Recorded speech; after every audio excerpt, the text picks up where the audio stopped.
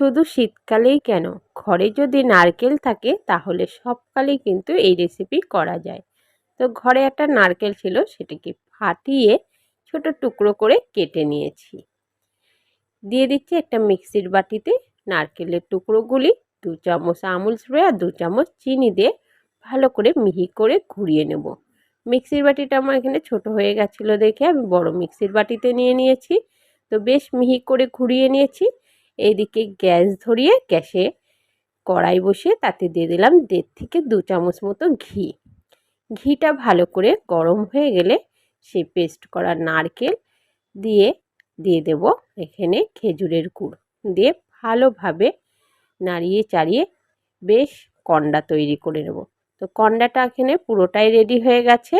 এদিকে একটা পাত্র নিয়ে তাতে নিয়ে নিচ্ছি 3 বাটি মতো চালের গুঁড়ো।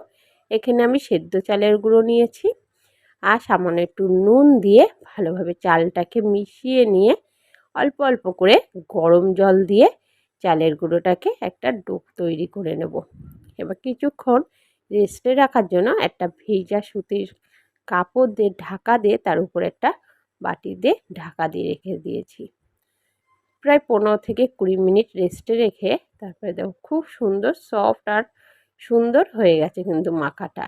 বা তার মধ্যে থেকে অল্প অল্প করে লেচির মতন করে নিয়ে আমি সুন্দর বাটির শেপ দিয়ে তার মধ্যে নারকেলের পুরটা দিয়ে হালকা দুধ পুলির মতন শেপ দিয়ে নিচ্ছি।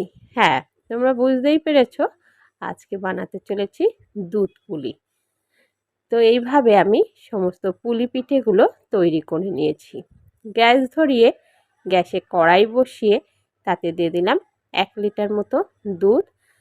দুধে দিয়ে দিচ্ছি তেজপাতা দিয়ে ভালোভাবে দুধটাকে ফুটিয়ে নেব।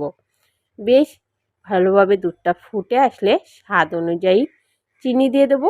যে যতটা পরিমাণ মিষ্টি খেতে পছন্দ করে সেই বুঝে দুধে মিষ্টিটা দিয়ে ভালোভাবে আরও 10 মিনিট মতন দুধটাকে জাল করে নেব।